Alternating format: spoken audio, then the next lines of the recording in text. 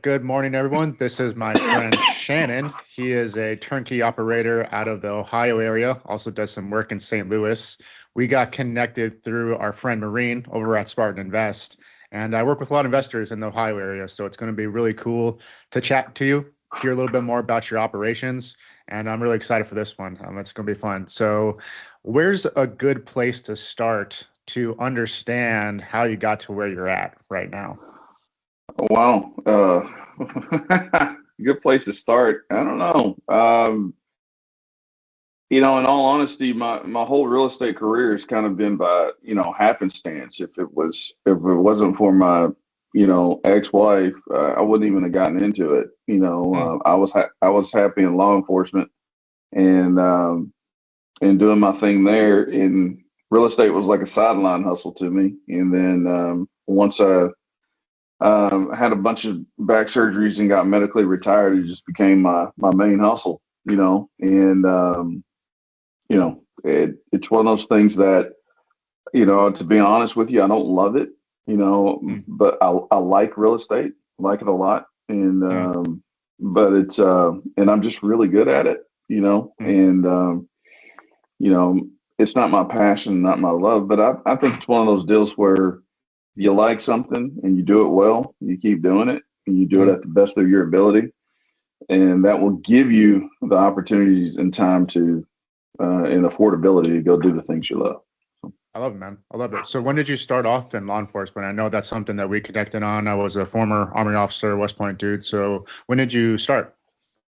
Coming out of college in '98, I got in at 2000. It took me a couple of years to get on with the LA County Sheriff's Department. And Okay. so I, went through the academy and graduated in 2000 and, ended in LA County. You go into custody first, so you work the jails and courts, etc. And then you head out to the streets. So that's what I did. Okay, cool. So you did that for how long? And then it sounds like you picked up real estate sometime in the middle of your career, and then of course it became full time. So what did that look like when you got started, and how did you trickle out of there? Well, unfortunately for me on the law enforcement side, because I always wanted to just I wanted to be, work major crimes, go out there, catch Hannibal Lecter and all the bad Yeah. Okay. PP toucher guys of the world, But Yeah. about five years into my career, right as it got started, I was working courts at that time, and I was taking someone to jail that didn't want to go to jail for some reason. Folks just don't like going to jail, Interesting. and yeah, I don't know why, man. It's It's three weird. three square three squares in a cod, man. I mean, come on, what you couldn't be? But I got twisted up a little bit and popped some stuff in my back pretty good. And Mm. once I started going to doctor's appointments, my doctor said on that first visit, "You're done." Oh, And really? that's not what you want to hear. When you move halfway across the country, because I was born and raised in Arkansas, went to the University of Arkansas, etc., and then it came all the way out here to Los Angeles to do law Mm. enforcement. 5 years into it, somebody tells you you're done. And Yeah. so I wasn't trying to hear that. And but my wife at the time told me, she had already started a real estate career, and she was Hmm. like, "You really need to look into real estate." Okay. And that's how I got into it. So Yeah. following her lead, and she's always been right as rain on a lot of things like that. So and sure enough, I was good at it. I was really good at it, and that's how I kind of got into it. And then I hung on to the law enforcement thing, trying to fight retirement for another 8 years, Yeah. but eventually, it was obvious I had to go. So Yeah. you know, after surgery after surgery after surgery, I was not going to be catching Hannibal Lecter anytime soon. So Yeah. If you don't mind me and asking, how did you get through some of the back issues that you went through? Being a military background, I'm also a jujitsu guy. So how did you overcome that? That's some big stuff. I'll be honest with you. It's something that once because I got a bunch of screws in my lumbar spine, fusing, Hmm. my L5S1 together, and I got a Yeah. new disc in there and all that other good stuff that they placed in there. So, it's Yeah. major surgery. So it's Yeah. something you'll never be. over, but it's one of those things where you got to choose. I choose not to call it pain. I call it discomfort. It's one of those Sure. things that you try to, your mind is a tricky thing. So it's a powerful thing, Yeah. so it's one of those deals where I just kind of tell myself that, you can sit around and feel sorry for yourself and get fat like I did. I got real big, Mm. and then when I went out there and I lost a whole bunch of weight, and I'm going slowly but surely gaining that back now. But but it's one of those deals where you just got to get into your head. Hey, stop feeling sorry for yourself. Get out there and work. So I picked up pickleball, and I'm moving around because you kind of tell yourself you cannot do those things, Mhm. because of your physical limitations. But then I've always been taught as an old jock, there's a difference between cannot and will not, so Hmm. and it's not that I can't, it's that I would not do it simply Hmm. because I was stuck in my own head. So Where does that come from? Because that's not like an inherent thing. So were you like did you have a role model when you were growing up? Were you always like that? Like that mindset is typically not inherited. So like where does that come from? well, it's realistically, I don't know. I mean, I speak jock. I was a big Hmm. time jock when I was a kid, Okay. and I was born into a family of jocks, Oh, okay. so it'd be cousins, my older brother, my older sister. I mean, we were all something, Mm. and all American, all conference, all state, all district, all region, whatever. We were killing it, You and play football? played football and I ran track. Those are my two specialties, and Okay, right on. earned a D1 scholarship. Had an opportunity to go pretty much anywhere I wanted to go, Mhm. and I chose University of Arkansas over LSU and a few others, but it came down to Arkansas and LSU for me. And but Arkansas had the best track team in the country, best track team in the world, and that Okay. was just because I was from Arkansas didn't mean I was going to go there. I had zero ties to stay for college. I was going to go where it was best for me. Mhm. And for a two sport athlete at the time in the early '90s, the best conference for a football/track athlete was the Southeast Conference. So I Mhm. focused, and the best track team in the world was Arkansas, and so I ended up there. And I love it.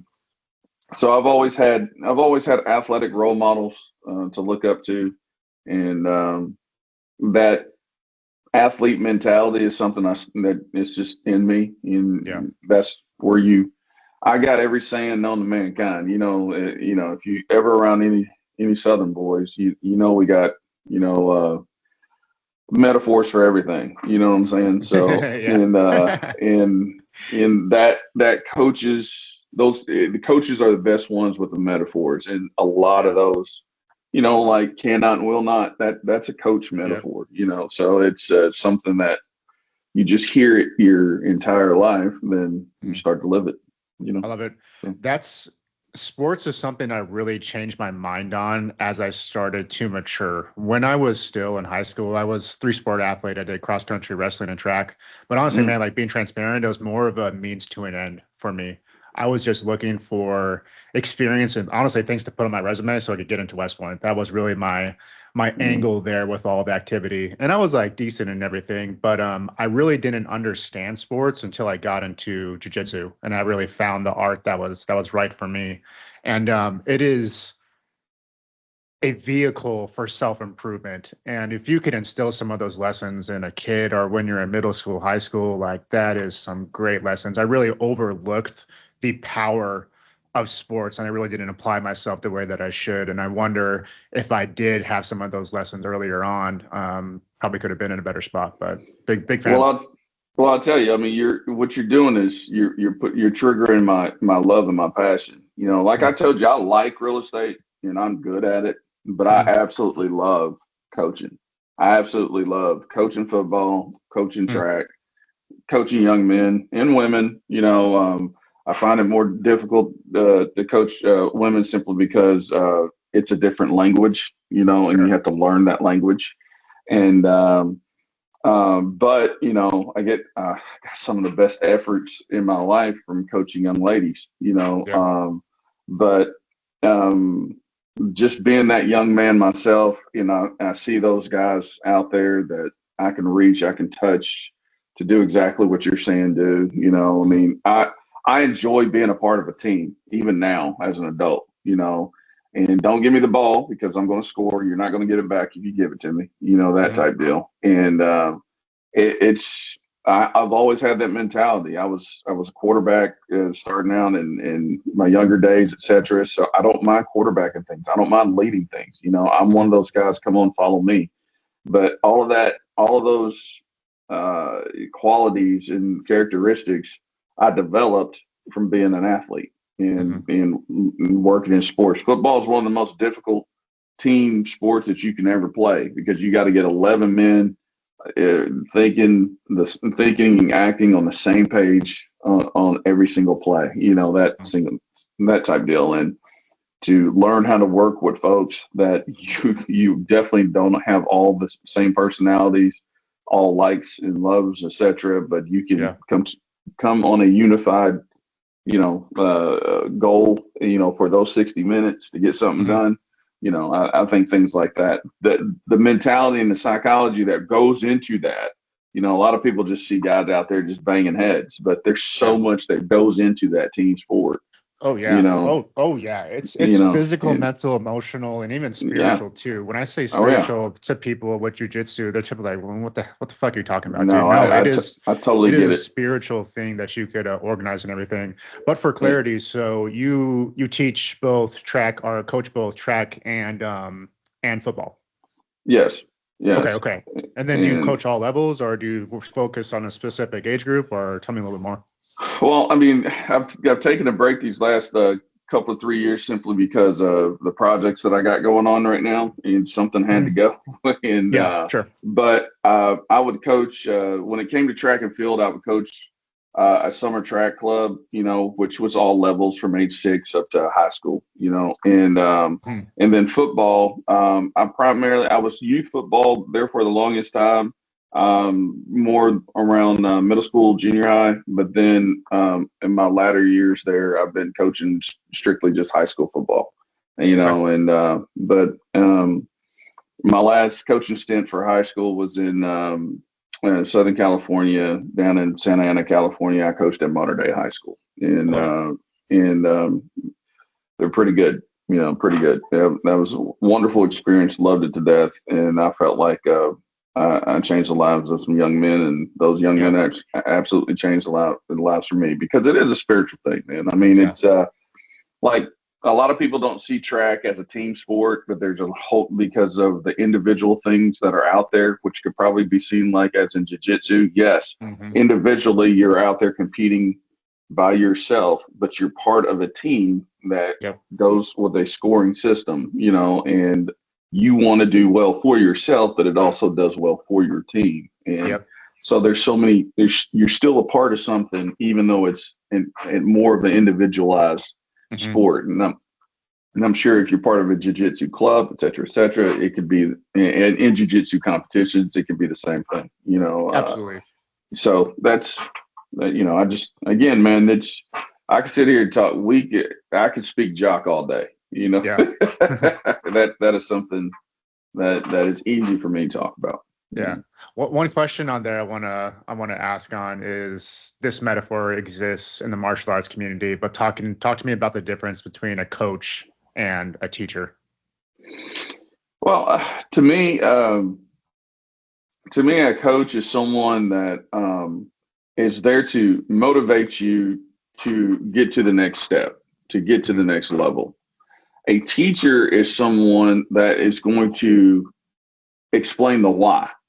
You understand? A lot of times a coach is given direction and you follow it. You follow that direction in order to just get to the next rung or to accomplish a goal. A teacher is explaining exactly why it is you're doing the things that you're doing in order for you to have success. It's breaking it down in the details and the specifics, etc. Now, to me, a good coach is also a good teacher.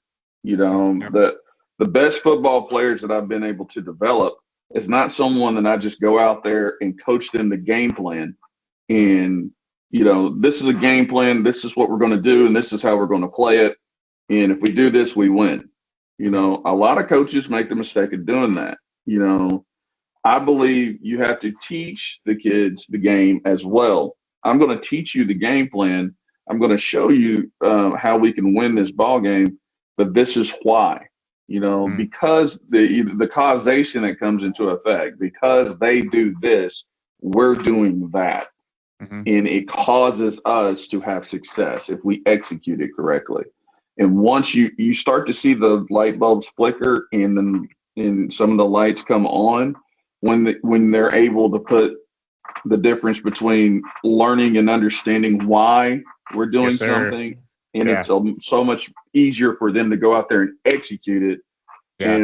And one of the biggest things that warmed my heart the best is, especially when you're in the middle, in the heat of competition, in the heat of battle, and everything you've been working on, et cetera, all week from the game plan, but you've also told them why. They'll see it when they start to see it about to happen before you do. And it's like, Coach, if we do this, it's going to happen. Just, So, they get to see it. It was like, hey, Coach, they're doing exactly what we thought. And to see their IQs go up and up and up, and you see it in their faces and see it in their eyes and see those light bulbs coming on, then you're just able to execute that much quicker and that much better. You develop better players. Very, very rewarding. I'm at the brown belt level right now in jiu-jitsu, so starting to coach and implement a little bit. So when you are teaching someone, you could see someone's improvement and see the light bulbs start to click, and then they start to hit the moves on you that you taught them. It is very cool. And then it ties into what I do on the wealth building side too. Like, me with my whole life game, that is really the system that I use to go buy these turnkeys. When you can teach someone that gift and you see them start to implement it, it's like, it's very, very rewarding. And I exactly what you said is exactly what I instituted to my business life. I mean, that's to me, I had a head start on a lot of folks when it comes to the mentality and the personality, et cetera, the characteristics that it takes to be successful in the business world, simply because I was trained different. My brain was trained different to look at things different. I can look at some lemons and figure out how to make lemonade out of it simply because I've always been prepared to have contingencies, because you can make a game plan, and as soon as you go out there, well, they made a game plan too, just to stop you. And if something goes wrong and they're not doing something right, you got to be able to call an audible and still get to play right and execute it. That happens in business all the time. I'll give you a prime example. 2008, 09, Armageddon. Everybody. hell of a ball game, right? And but it was, everybody's just listening, selling, living a great life in the real estate world, et cetera, and then it implodes. It absolutely implodes. You lost a lot of people because all they knew how to do was just the game plan: list and sell, and sell. But they didn't know why what Armageddon was happening. But if you learned, I learned how to pivot simply because I learned, what was going on, et cetera. And then I started to figure out these banks are getting all of these foreclosures, et cetera. But when you were talking to the loss mitigation department, they had not a clue what they were doing. They're great at loans, et cetera, but they are not great at real estate. And they did not have a plan or a clue on what to do with all of these properties. So that light bulb came on in my head. So I called an audible and started wholesaling, because they had a whole bunch of red tape, a whole bunch of red on their books that they didn't want with all these properties, but they didn't know what to do with them because they're not used to doing real estate.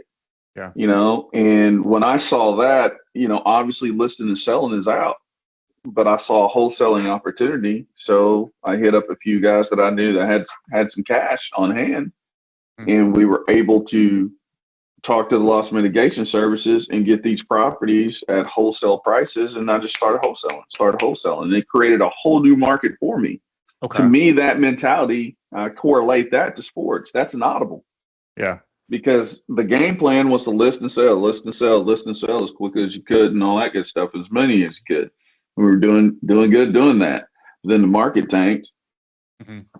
you were either going to crash and burn and die like everybody else in the real estate world, or you wanted to stay in the game. You pivoted, called an audible, and figured out what was going on, what was the why was all of this happening, and then how can you make some money out of it. So I called the audible to start wholesaling. So that led me to the wholesaling market, which then led me to the turnkey market. I mean, it just kept going from there. So let's weave that into your timeline. So we were in LA, you had the incident with your back, you started to get into real estate, and you were working, eventually became real estate full time. So where did you start at in the real estate world? Did you start right at that wholesaling venture, or was there some work beforehand and then 2008 happened? So let's weave that in.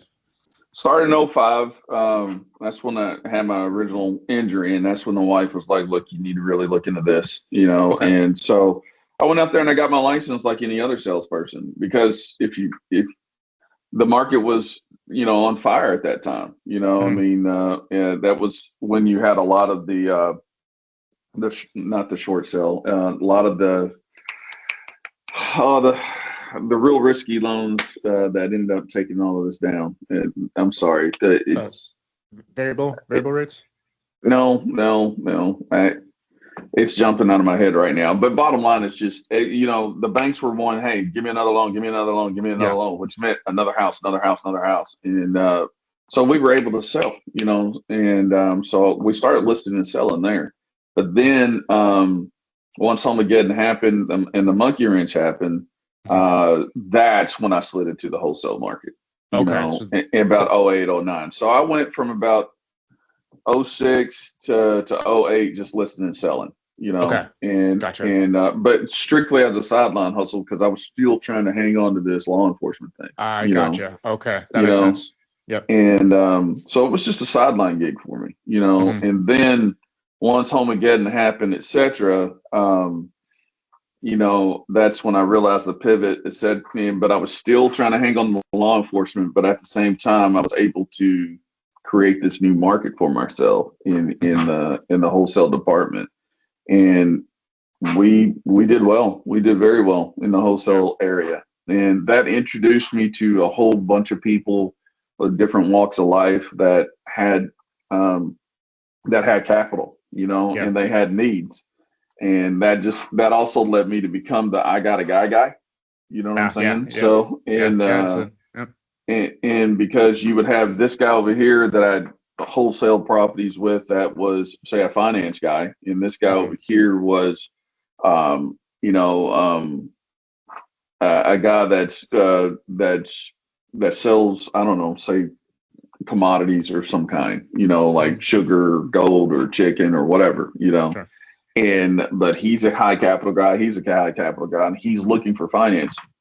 And it was like, hey man, you happen to know anybody that's financing? You know what? I just so happen to do. And and I'd go over to the finance guy, marry those two guys together, and get paid for it. They call it business development, but I call it I got a guy, and that's all it was. So I was able to create a business out of that too. So that's something that I really was blown away by when I got into business myself. We're kind of understanding what goes on behind the scenes in real estate. I was like, so much of a real estate business is just like referral partnerships and everything. In fact, some people, that's their whole business, is just being a connector. I was like, what the hell? It's pretty powerful things. But okay, cool. So at what point did you drop the police career? So it sounded like wholesaling became too big and you're just like, hey, I got to drop, something has to give. So was it at that point that you dropped your law enforcement and then went full-time wholesaling, or tell me a little bit more? No, in all honesty, it was, I finally realized that physically I could not do the job anymore. It was pretty obvious. And that last surgery was a big one, I mean, when you're replacing disc and all that other good stuff, and it was like, okay, if I got in a fight, I couldn't beat a wet towel right now, so I knew that my law enforcement career was over. So that's when I really started focusing on, and that was around 2000. Realistically, it was around 2010 or 11 that I knew that I was done. And then the last couple of years were, finishing up, because I was so young and retiring and all that other good stuff. There's a whole lot of red tape you got to go through with the bureaucracy just to get out of the business, So it took me till 2013 before I was officially done. Yeah. done. So Okay. So let's talk about your operations now and how things are evolved because, I know you started in Ohio a little bit doing some like turnkey burrs and now it's more turnkey. So tell me about the evolution of the turnkey side after you shifted from wholesaling. well, in all honesty, I came into to turnkey first. I started working with a couple of groups financial groups down in Orange County, and they made me the real estate coordinator of their portfolios. Because they were, in finance and tax groups, etc. They can see and understand and know folks have investment opportunities with extra cash that they have with 1031 exchanges, etc., 1035s, and they have extra money with their IRAs, etc., that they could use that for real estate investing. So that I was able to be made the real estate coordinator for those firms, and that's what turned me on to the turnkey market. Okay. And so you still have the wholesaling market out there, but as the banks started to become more intelligent and understanding the real estate world because they were forced to, and then there were certain regulations that started coming down that made it more difficult to wholesale the way that we were. Then with me starting to work with those Orange County firms out here in Southern California and to be a real estate coordinator for their projects, it was the timing was kind of good for me to go ahead and move that direction. So I got into turnkey first before I even got to the burrs. And then I got to meet vendors like Maureen, et cetera, down in Spartan Invest. And then my Memphis vendors, et cetera, I got to meet them as well. And so that opened up the country to me, where I started to figure out that the Midwest and South, where I was originally from, was the best place to take, investors to get more bang for your buck, because first and foremost, friends don't let friends buy Southern California without serious warnings, Yeah. Love that. and, but then I started to realize for one cheap property in Southern California at 550,000, I could take them to the Midwest and South and get them a whole portfolio of properties. Yeah. Okay. I see. Yep. For Okay. for the price of one, and people would then say, but the math is still the same. Well, one has a lot more headaches because there are a lot of mitigating factors that go into what zip codes and areas you're going to work in. I mean, in in California, period, it is not a landlord friendly state at all. And then don't even get me started on the municipalities and counties and by zip codes on how it can become even worse for you with rent control and everything else. Yeah.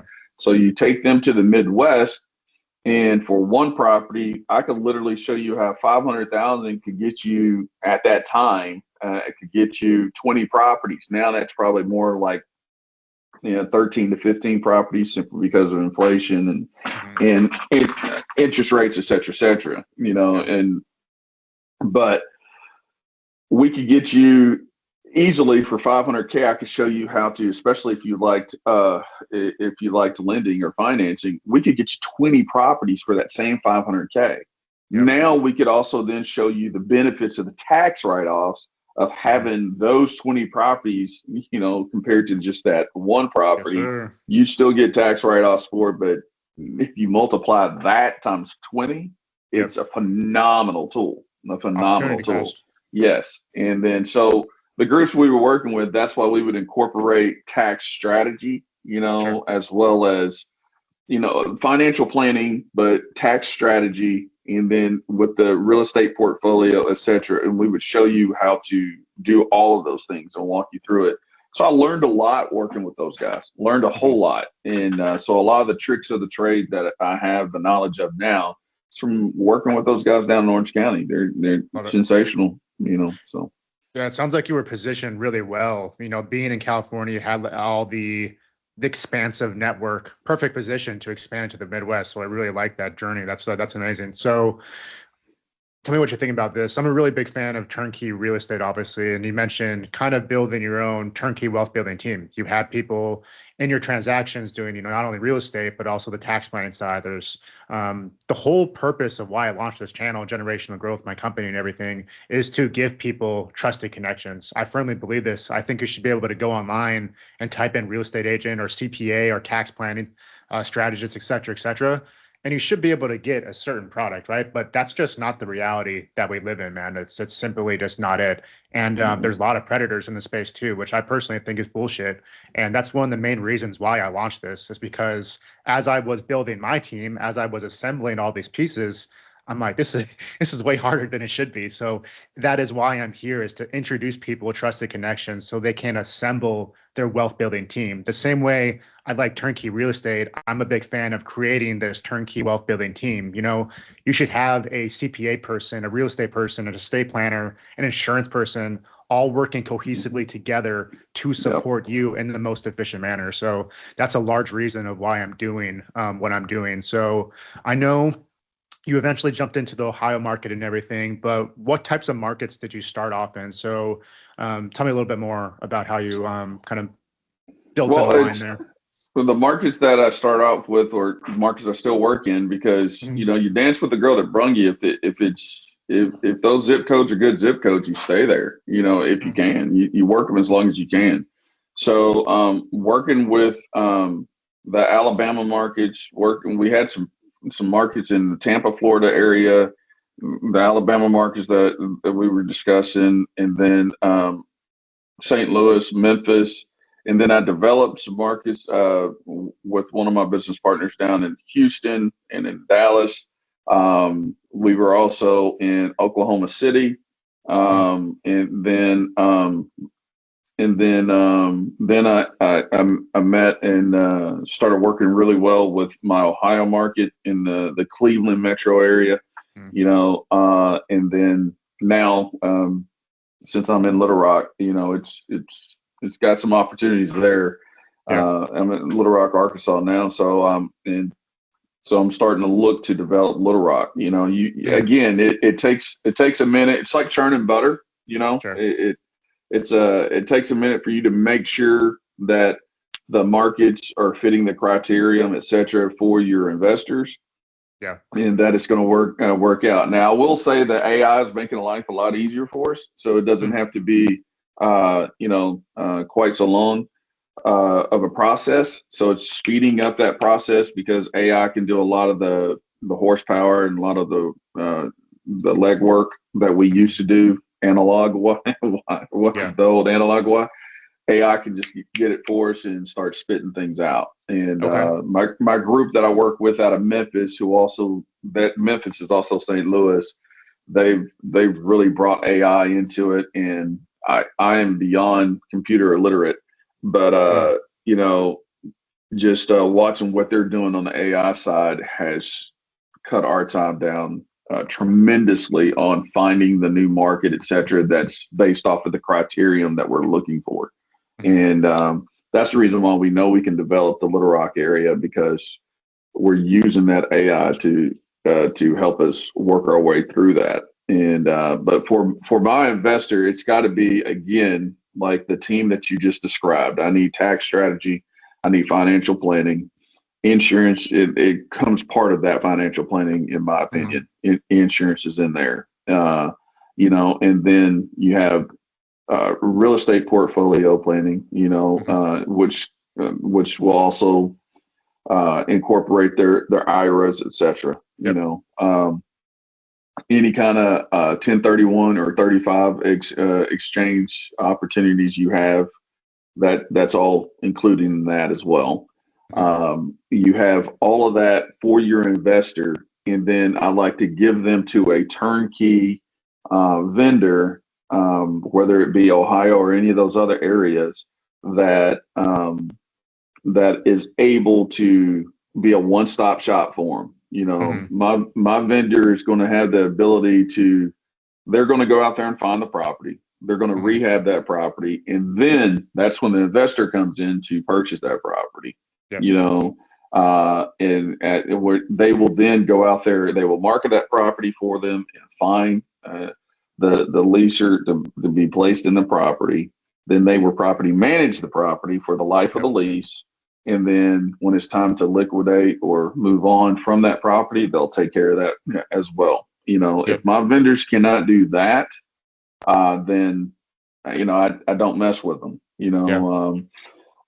now I won't say I won't mess with them simply because some of my vendors, like my vendor in Oklahoma City, in Houston, in Dallas, etc.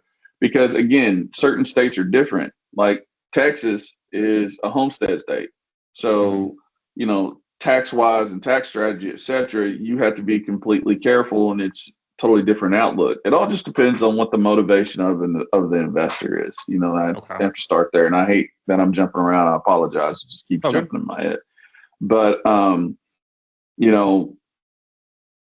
it all just depends on what the investor is looking for and their motivation. But my vendors, I would like for them to be a one-stop shop, and if I can, like sometimes my guys in Oklahoma City and Dallas, etc., they're just commercial guys, because it's much as I focus on single-family residential properties for those portfolios. You have to have those commercial guys because you just have some folks that are just looking for multifamily, and I still want to be able to take care of those guys, so. Love it. You mentioned I picked this phrase off my friend on the turnkey model. I'm obviously such a big fan of it, but sanity is a form of currency. You got time, money, and then sanity. And there is opportunity cost with that sanity currency. So I'm a big fan of the turnkey model. And, we were talking about markets and how different markets can meet different needs, right? But let's create like a sample avatar. The people that I typically work with are high-income W-2 people. Maybe they're doctors, surgeons, dentists, maybe a former Army officer, etc. My background, if I were to come to you, be like, hey man, I'm looking for a property like 150 to 200K. I'm looking for around a couple $100 a month cash flow and like B-class neighborhoods. Where would you send me based on your current vendors? Well, St. Louis is a good market. Memphis is actually a good market. It's just tough to find the properties. I mean, areas get hot, just like Cleveland area as well. It's really hot. The reason why I really like Cleveland is, especially for my turnkey guys, is even after your after rehab value, your ARV form, you're still going to have you're going to purchase that property with about 15-20 grand equity in the property. So you'll still be able to make a couple of 300 a month, but you also on the back end of it, that property still worth 15-20 grand already of equity in a market that's appreciating at somewhere between 5 to 6% annually. So I really love the Cleveland market because of that. And in St. Louis, we're finding some nice fat properties with some good equity on them as well. So it's not as fat as Cleveland, but it's definitely a good market. Definitely a really good market, strong market that I'm finding properties that we can slide people in there. I'm starting to push my vendor in St. Louis to start looking for those properties that have a little more juice in it. So the juice is worth the squeeze, because I would like to give my investor as much equity as possible in that property in an area that's still appreciating at a decent clip as well. This is just kind of saying some words that I've learned from interfacing with different investors, right? I've heard that Cleveland is a little bit tapped out and maybe a little bit pocketed, harder to find properties. And I've heard people move to Dayton and other areas in Ohio. You being, having a lot of experience in that market, can you lay out a little bit more about the areas and kind of give us a bird's eye view? Because I have a lot of people that are always interested in Ohio. So I think hearing a little bit more on your expertise would be a huge value add for those people. Well, I'll be honest with you. If it's outside of the Cleveland metro area where my vendor works, I'm a little ignorant about it, and I would never mislead anybody. That's, I think, one of my biggest qualities is that I'm as transparent as possible. And I'll never lie to my clients or try to try to make them believe, smoke and mirror my clients. I don't tap dance. I'm brutally honest with them. So, and Cleveland Metro is what I'm good at because I've learned that area because that's where my vendor is over the last 10 years, et cetera. And he doesn't venture too far outside of that because frankly, he just doesn't have to. But I will grant you this. Yes, in fact, the Cleveland market has, in the last couple of years especially, it has gotten really tight. The good news about my vendor is he's just really damn good at what he does, so he's able to find those diamonds in the rough, and being that he can find those diamonds in the rough, he, I don't question his methods or his magic. I just let him work his formula and he finds them, and he's able to do that, and he stays in that, that B plus area, and he kills it. So that's the reason why he's able to find that diamond in the rough, rehab that property, and give my client 15, 20K equity, because he has a little formula he can do that with. I found that that's not the norm, right? You get that extra equity left inside the deal. So talk to me about how you're shaping that. How are you guys able to do that for your investors? In all honesty, again, it goes back to his little mojo that he has. He's been in the area for 25, 26 years. So he understands and knows the market, that he's able to find a property that, hey, people are missing that property. Because like if everything around it, these are just hypothetical numbers. If everything around it selling from 180 to 200,000, and he knows he can get that property for, between 100 and 120,000, put another 20K in it, et cetera, 20, 25K in it for rehab, 30K max. And within 30 days, he can turn it around and give it to my investor. And it still has, that ARV of, a 180 to 200. He knows that's how he's able to do it. He sees where properties, especially if a property's been on the market for like 60 days, 90 days, and they were already under market, value. He knows that he can go in there and offer a cash offer of, hey, I'll give you, 120K for that property, put in 30K, get that's at 150, 160, and then that property ARVs for 180, everybody wins. He wins, my investor wins, I win, we all win. So it sounds like doing some beer math as you were talking, for a new investor, let's say we're trying to get one of these deals, the total all-in cost would probably be between somewhere like 40 and 60K. Is that typically what you're seeing? If they're going to finance it, yeah. Okay. If they're financing it, like if obviously cash is king, so, and, my 1031 guys, they really rack up because they can have that, like if you're a lot of times, that's the reason why you have to have the whole team working, right? Yeah. If you have a financial planner, et cetera, and then they have a property, they know that, hey, if you get rid of this property, we can 1031 exchange, $1 million, 1.1 or $1.5 million, and we can show you how to create a monster real estate portfolio with that, Yeah. Now, not everybody's in that position. You could be doing a 1031 exchange and just get a couple $100,000. I can still show you how you can leverage that out for now these days, 25% down, closing costs, et cetera. 200,000 could probably get you 4 properties, and keep some in reserve, Yep. So that's the way, we do it that way based off of financing. If you got that $30 to $40,000 can get you a property. I always, my market's typically 30,000. If you got 30K, I can get you a property, and we go from there. I think this is worth talking about too. Me being from a systems engineer background, I'm pretty analytical. I like to dive into numbers, and that kind of kicked my ass a little bit when I was starting because I got trapped in Excel, trying to make things work. Something I kind of changed my mind on was I was so focused on making sure the property cash flows and it cash flowed well when I was starting. But as I started to, increase my literacy and everything in real estate, I realized sometimes people buy properties and they just break even. sometimes people keep properties when they're negative cash flow because there's tax benefits inside there. So when you have new investors come to you and everything, and let's say this property only cash flows, $100 or maybe it breaks even, how do you handle those conversations? And what's your opinion on that, on everything I broke down there? It's real simple. Your first question should be when you're talking to prospective investors, what's your motivation? You have to find out what their motivation is. Their motivation is to increase, well, I'm looking to retire and I would like some additional income, supplemental income on top of my retirement. Then you're not going to put them in that property that breaks even or negative cash flows.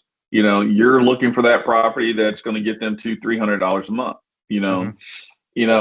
but then you come to with some folks is like, look, I need a tax write-off. I need I need someplace to park my cash and all that other good stuff.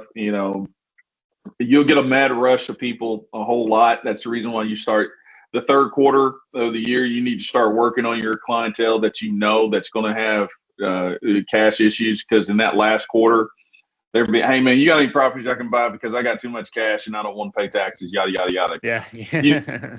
So and they're asking you on December 12th. Yeah. Oh yeah. Yeah. So you got to figure out those investors that are simply looking for tax write-offs, etc. Those are your guys that you absolutely put in the property that, hey, this isn't going to net you much every month, but the tax benefits are insane, because a lot of people don't understand the cost appreciation, cost segregation model, and when you start stacking that on, especially if they got 2, 3, 5 properties, and then you stack that onto their tax bill, oh my goodness. I mean, it's the savings tax-wise are tremendous. And that's that person, that investor, that's exactly the model they're looking for. So you put them in that. That's the way I handle that conversation, is simply by their motivation. Their motivation to tell you everything you need to know. Exactly. Start with why and then backwards plan. I see that a lot in the whole life side of things too. I found that most investors are probably trying to increase some type of passive income or increase more cash flow, so they have more opportunity, they have more time to buy back, et cetera, et cetera. But they're on this path, they're on this cash flow path, but they're not in the right vehicle. Like, they're trying to take a Prius off-roading. If we're going off-roading, we probably want a Jeep or some type of truck, right? But we're inside the wrong vehicle. And tying this into whole life designs, if we're just looking at a straight protection policy, and like maybe you have $0 of cash value available right away year one, if that matches your intent, if your intent is to be more death benefit focused, I'm trying to protect my money, then yeah, absolutely, that design could be cool. That's not the design I'm using right now. I'm forcing high efficiency policies, so I have access to that money to go buy more turnkey properties. It's just matching the end state, the goal, with what you're trying to do, and then backwards planning, just like you mentioned. It doesn't matter, whether it's real estate or insurance or whatever you're doing, but start with that why and then backwards plan. We have a few more minutes here. I want to ask a couple questions to you. You are obviously very intertwined with this turnkey model. What is the best way you've seen on how people scale? Are they using self-directed IRAs to fund? Are they coming in there with business income? Are they using, the IBC type scaling method that I use? What have you seen work best in your experience? Wow, best. That's actually a tough one, simply because when they come with the IRA, it's self-directed IRAs, etc., or self-directed. I just won't say IRAs. Any self-directed instrument, that they know that they won't be able to touch, and they're just going to be able to leave alone and let it go. We've come up with an accelerated design on how to double, if not triple, that IRA or self-directed instrument within 10 years, and because you can't touch it anyway. Right. Yeah. So that money just continues to work for itself. And you can accelerate paying off mortgages and everything and create a big monster. You start off with one property, accelerate that payoff, pay it off in 18 months with our model. And now that one becomes 3, and then that 3 becomes 6, and that 6 becomes 12, all within a 10 to 12 year period. you could start off with one property and have 9 to 12 properties all within 10 years, Very cool. because they cannot touch it. Yeah. You see what I'm saying? So, so the self-directed instrument models are the ones that I find anytime, anytime humans cannot touch it and mess it up, it tends to do a lot better. When they just have to sit it and forget it, it tends to do a lot better because, life, like the saying goes, life be life. Yeah. So and if you have access to your cash and life happens, Yep. then you'll start touching that cash to take care of life. When if it's in a self-directed instrument, you can't touch it. Yeah. You see what I'm saying? So you got to figure out life over here and just continue to let this grow. When you're able to allow that to grow and do its own thing, that's the one that I see that has a lot of success. Now I've worked with some individuals that just have some extra cash to start out with, and they're passive investors. Those guys typically do well as they have a lot of success as well, simply because this is just cash I won't say playing with, because none of this is a game, but this is just extra cash that they're just wanting to invest and they're not going to touch, and they're disciplined enough not to touch it because this was just extra anyway. I make this, I've set aside in their whatever model that they have to collect their funds, or however way that they make their money annually. They've set aside this amount of money to invest, annually, to not touch, to grow. So passively, they just let that money go. Anything that any investor that has passive income that they can allow just to grow also does very well.